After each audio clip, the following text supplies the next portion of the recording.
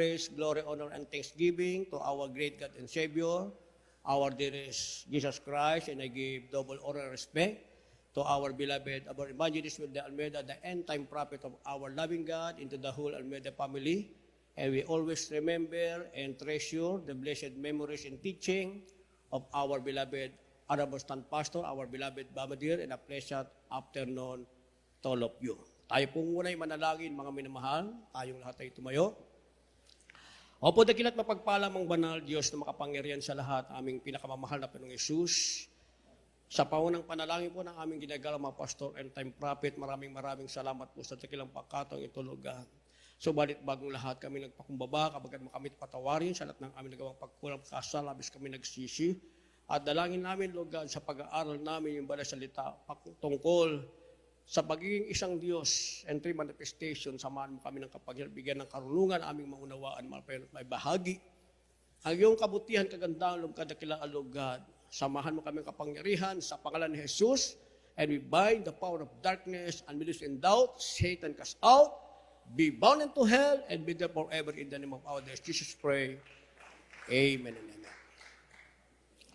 So kagaya ng ating nasulat, kagaya ng aking isinulat, huwag niyo kalilimutan, ang ating doctrine is one God in three manifestation. And that is the doctrine of our church. When we say one God, we believe in Jesus. Diba? Kasi meron din namang sila ay one God. Pero hindi ang ating mahal na Panginoon. God the Father is the only one God for them. And Jesus Christ is just only the mighty God and not the Almighty God. But they believe that there is only one God, but not Jesus Christ.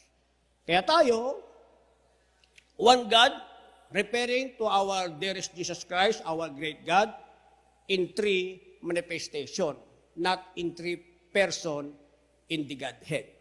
Ang pinag-uusapan natin, ang isang Diyos sa tatlong kapahayagan.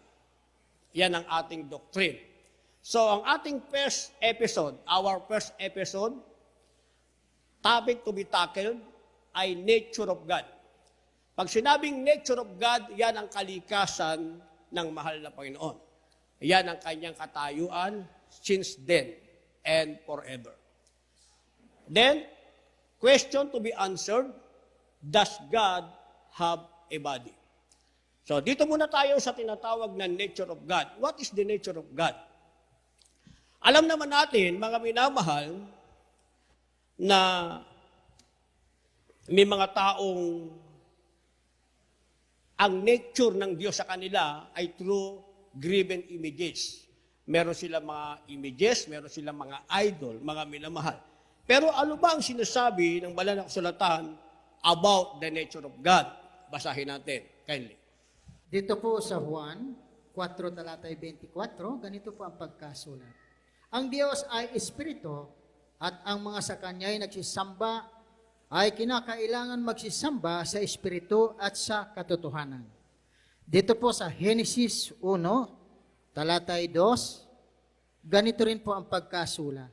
At ang lupa ay walang anyo at walang laman, at ang kadiliman ay sumasa ibabaw ng kalaliman, at ang Espiritu ng Diyos ay sumasa ibabaw ng tubig. Purihin ang ating mahal na Hesus Kristo. So what is the nature of God according to the Bible? Ayon sa ating nabasa, God is a spirit. Espiritu pala ang Diyos, mga minamahal. When we say spirit, mga minamahal, hindi nakikita. Espiritu. At ang nagsasabi nito mismo ay walang iba kundi ang ating mahal na Hesus Kristo.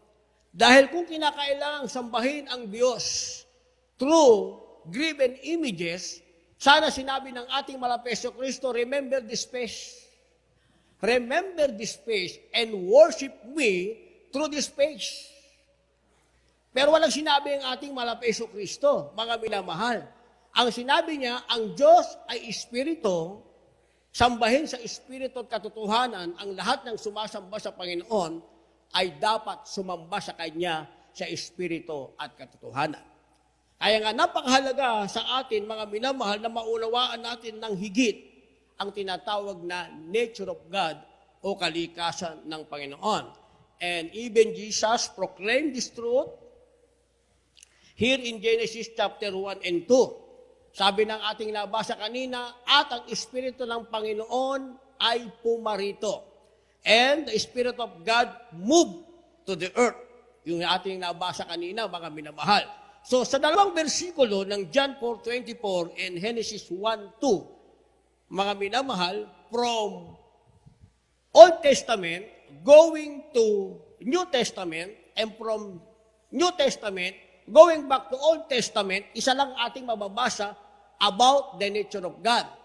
And the nature of God, He is a spirit. So what is spirit? Para maunawaan natin, mga minamahal, what is spirit? According to Webster Dictionary, spirit is a supernatural, invisible to human beings, but having the power to become visible at will. Na ang ibig sabihin, mga minamahal, according to the Webster Dictionary, supernatural pa lang sinasabing spirit at hindi nakikita, kaya nga sinabing invisible, mga minamahal. Amen? Hindi ito nakikita ng sino man. Subalit, meron siyang kapangyarihan kung gugustuhin niya na siya ay makita. Naintindihan niyo yung sinabi ko? Okay? And that is the meaning of spirit according to the Webster Dictionary. But according to the Hebrew, sinasabing ruwa. Webster Dictionary. Ang kahulugan ng spirit, invisible, supernatural. That is according to the Webster Dictionary. But according to Hebrew word, na ang salita niya ay sinasabi na ruwa. It will pronounce ruwa. Spirit in Hebrew word is ruwa. And what is the meaning? Ang ibig sabihin niyan, it can mean wind, breath, life, spirit of a rational being. Wind, breath, and rational being. Para mabilis yung tandaan, isinulat natin wind and breath. Subalit, sa Greek word naman, ang tawag sa spirit ay pneuma. Everybody say pneuma. Ruwa, pneuma. Tandaan niyo yung pronunciation, ha? Ang ibig sabihin ng salitang pneuma, a current of air, ibig sabihin, lakas ng hangin, breath and breeze. Yung ating hininga, tsaka yung breeze. Ano ba sa Tagalog yung breeze? Simoy. Tama ba? Okay? A current of air, breath, and breeze. When we say current, ibig sabihin yung lakas. Kagaya yung current ng tubig. Diba? Lakas ng tubig.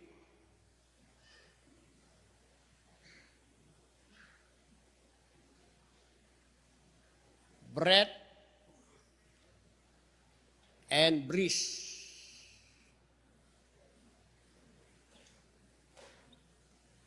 So, para mabilis nating matandaan, mga minamahal, ano bang ibig sabihin ng salitang spirit? So, according to Webster Dictionary, spirit means invisible and supernatural. Pag sinabing invisible, hindi mo siya nakikita. Supernatural siya. Kasi pwede niyang gawin sa kanyang sarili na siya'y makita. But because the spirit is supernatural, hindi siya makikita kung hindi niya iibigin. Pero makikita siya kung iibigin niya. Tandaan niyo sinasabi ko, kasi may kaugnayan ito, bakit nagkaroon ng tinatawag na Son of God. In Hebrew word, sinasabing ruwa. Ang ibig sabihin, wind and breath. Yung bang wind and breath, nakikita ba yon? Nakikita ba? Hindi nakikita.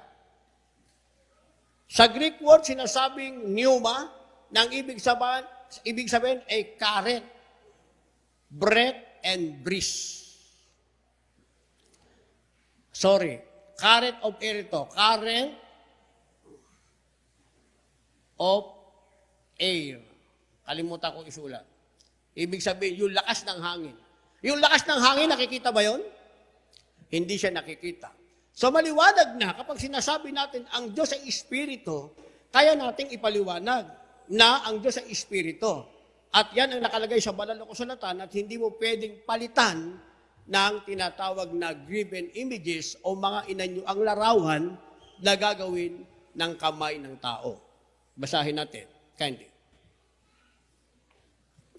Sa aklat ng Levitico, Kapitulo 26, ang talatay 1. Huwag kayong gagawa para sa inyo ng mga Diyos-Diyosan, ni magtatayo kayo ng larawang inanyuan o ng haligi, ni huwag kayong maglalagay ng batong inanyuan sa inyong lupain, upang inyong yukuran yaon sapagkat ako ang Panginoon ninyong Diyos. Amen. Maliwanag po ba yung ating nabasa? Hindi ba? Huwag kayong magkakaroon, huwag kayong magtatayo. Galing sa kahoy, galing sa bato, sapagkat hindi yon ang anyo ng Diyos. Sinasabing God is Spirit and worship Him in Spirit and in truth. Yon ang tinatawag na nature of God. So all three definitions emphasize that a spirit does not have flesh and bones. Naintindihan natin yon. Yung tatlong source natin na pinagkuhanan natin from Webster Dictionary, from Hebrew word, and from Greek word, ang tatlong ito ay nagsasabi na ang espiritu pala, espiritu ay walang laman at walang buto. Kaya nga sinabing espiritu. Naintindihan natin. Ano ang espiritu? Walang laman at walang buto. According to Webster Dictionary, Hebrew word na sinasabing ruwa and Greek word na sinasabing pneuma. So, di maliwanag na the nature of God is spirit since time and forever. Hindi yan pwedeng mapalitan. Hindi pwedeng nating sabihin, wala namang pinagkaiba yan. Yung aking mama, yung aking papa nasa ibang bansa, masama bang sila'y alalahanin ko kung ako'y ay magkaroon ng picture nila? Di ba? Malaki ang pagkakaiba. Hindi natin pwedeng itulad, mga minamahal, ang Diyos. Kaya nga sinasabing supernatural. And it can be changed. Hindi mo siya pwedeng palitan, mga minamahal. Marami pang tinatawag na spirit, mga minamahal. Even the devil is spirit. But the devil as spirit, meron silang tinatawag na limitation, mga minamahal. Wala silang attribute. Meron silang limitation. Ang ating pinakamamahal na Jesucristo, ang Diyos na Espiritu, wala siyang limitation. Dahil pupunta tayo dyan, mga minamahal. Amen? So, maliwanag na ang Espiritu ay walang laman at wala siyang buto. Similarly, when Jesus indicated that the Spirit of God does not have flesh and blood, nung ang ating mahal na Panginoon, nagkatawang tao siya, pinatunayan niya ito. Siya mismo ang nagsasalita, mga minamahal.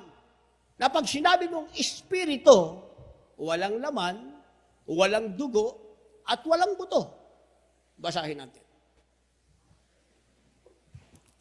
Dito po sa Lucas 24, talatay 39, ganito po ang pagkasulat.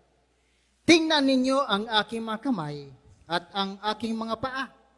Ako rin nga, hipuin ninyo ako at tignan, sapagkat ang isang espiritu ay walang laman at mga buto na gaya ng iyong nakikita sa akin. Mismo ang ating mahal na nagsasabi, ha?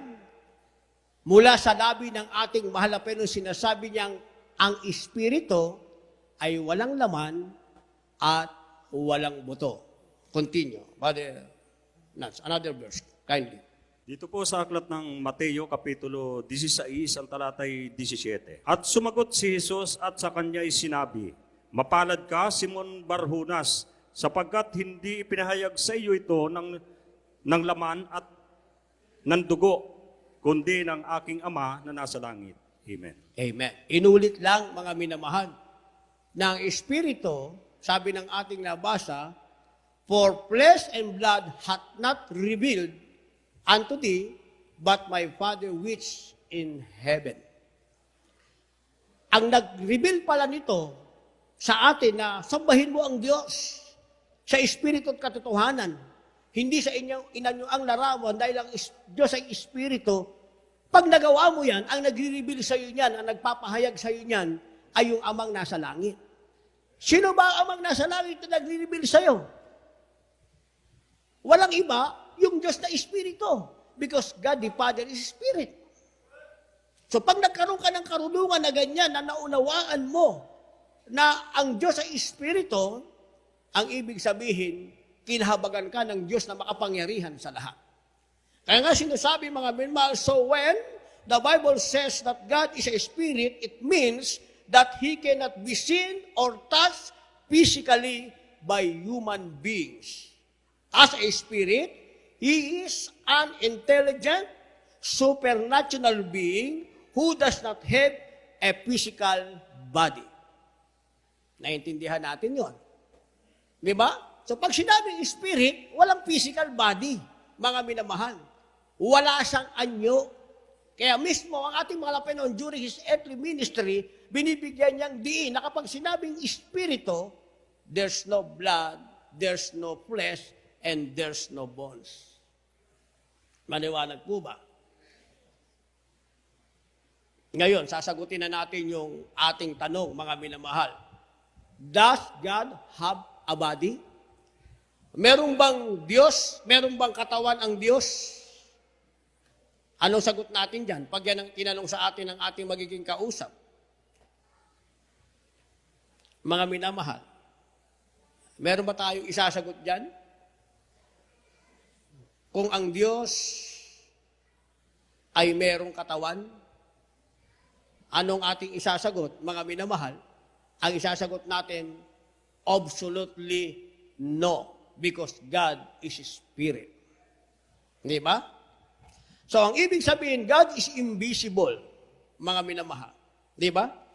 Ang ibig sabihin lang, kung ang Diyos ay walang katawan, God is invisible. Basahin natin ang ating verse para dyan. Kindly. Dito po sa mga taga-Kolosas 1 talatay 15, ganito po ang pagkasulat.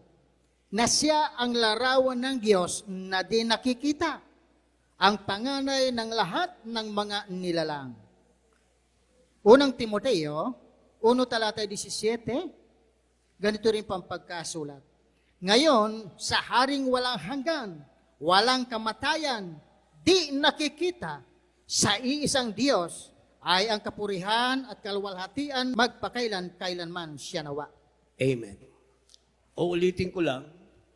Ang sabi ng verse 15, Colossians chapter 1, na siya ang larawan ng Diyos na di nakikita, ang panganay ng lahat ng mga nilalang. Sino ba ang tinutukoy dito, mga minamahal? The image of invisible God. Larawan ng Diyos na hindi nakikita. Sino ang tinutukoy dito sa Colossians? Sa sulat ni Apostol Pablo sa mga taga-Colossians, sino ang tinutukoy, mga minamahal? Ang ating pinakamamahal na Jesucristo. Our Jesus Christ is the image of invisible God. Kaya nga, binigyan natin siya ng supporting verse sa 1 Timothy chapter 1 verse 17. Ayon sa ating nabasa, ngayon sa haring walang hanggan. Sinong tinutukoy na hari dito?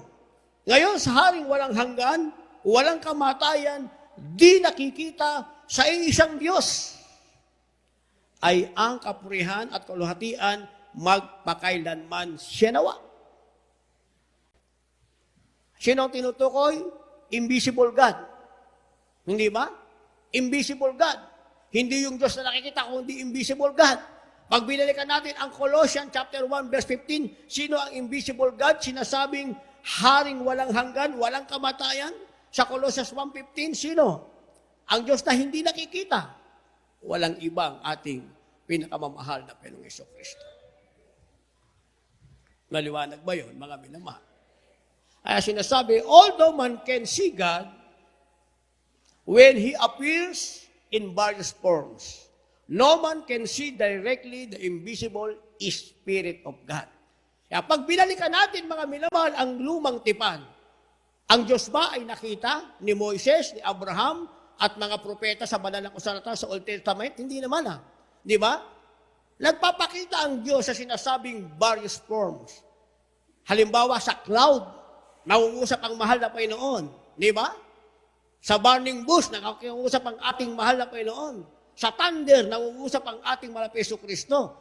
Pero hindi ibig sabihin na ang Diyos ay ulap, ang Diyos ay kulog, ang Diyos ay puno, kundi yun ay tinatawag na transformation ng Diyos na hindi nakikita in various form, ginagawa ng mahal na Panginoon. Pero hindi yon ang kanyang kaanyuan. Dahil sabi ng ating nabasa, ang Diyos ay Espiritu. Naunawaan natin yon. Kasi itatanong sa inyo, nakipag-usap ang Diyos kay Abraham, face to face. Tama, nakipag-usap. Pero pag inunawa mo, mga minamahal, wala namang nakita si Abraham, hindi ba? Clouds lang. Clouds lang. Kay Moses, nakipag-usap din naman ang Diyos na invisible. Pero hindi yun ang anyo ng Diyos, kundi nakikipag-usap through various form, through transformation in any various form. Doon nakipag-usap ang Diyos, hindi ibig sabihin na yun na ang anyo ng Diyos. Dahil ang Diyos ay Espiritu. Naunawaan po natin, mga minamahal. Okay? So, bakit nagagawa ng mahal na Panginoon na siya ay mag-appear in various forms, mga minamahal? Bakit niya nagagawa yun? Because one of the attributes of God, God is omnipresent. When we say omnipresent, ang ibig sabihin niyan, everywhere present. Nabasa niyo to? One of God's attribute is omnipresent.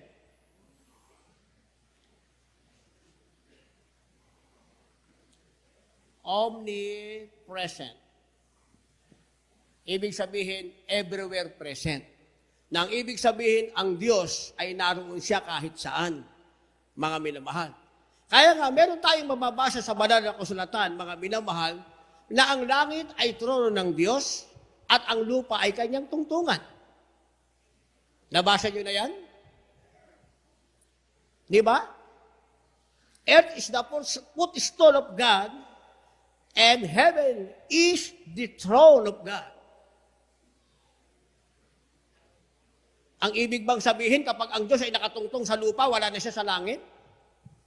Dahil ang Diyos ay omnipresent, ibig sabihin, everywhere present, kahit saan siya ay naroon, kaya niyang gawin na nakatungtong siya sa lupa, pero nanatili pa rin siya na siya ay nasa langit. Because one of God's attribute, ang Diyos ay omnipresent, ibig sabihin, everywhere present. Naintindihan natin. Because God is a spirit, He can be everywhere at the same time. He is the only spirit that is truly omnipresent. Ang Diyos na Espiritu, siya lamang ang omnipresent, mga minamahal. Kasi maraming klaseng Espiritu. Demon spirit, bad spirit, and any kind of spirit, meron silang limitation. Hindi sila omnipresent, mga minamahal. Di ba? Kaya nga yung masamang Espiritu, nasa isang tao, hanggang doon lang siya. Kita niyo yung mga na-demon possess? Saan ka galing? Doon sa kapatid niya na nang lupaypay. Umalis ako doon, lumipat ako sa'yo kasi nanlupaypay ka. Di ba? May limitasyon ang ibang espiritu. Pero ang ating Diyos na espiritu, ang ating pinakamalapit Kristo, wala siyang limitation. Earth can be His footstool and heaven can be His throne. Kayang gawin yun ang ating malapit Kristo. At mababasa natin sa banal na kasulatan, mga minamahal, ang Diyos ay merong kamay. Di ba? The hands of God, the finger of God, the eyes of God, and the feet of God. Nasa banal na kasulatan yan. Ang ibig bang sabihin nun, mga minamahal, ang Diyos ay nagkaroon na ng kamay, nagkaroon na ng katawan. Hindi siya nagkaroon ng katawan, mga minamahal. Ang sinasabi noon ay yung kanyang kapangyarihan because of His being omnipresent. Di ba? Pwede sa akin ngayon, ang mahal na pwede ay nakatingin. Pwede sa inyo, ang Diyos ay humahawak ng kanyang mga kamay. Hindi ba?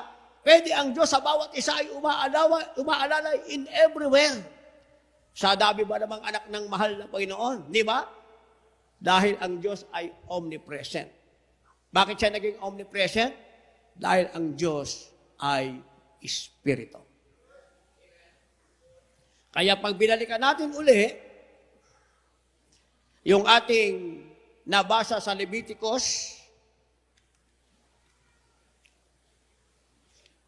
chapter 26, verse 1, sinasabing ang Diyos ay hindi gawa ng semento, hindi gawa ng bato, hindi gawa ng kahoy. Because the nature of God, God is Spirit, and God has no body.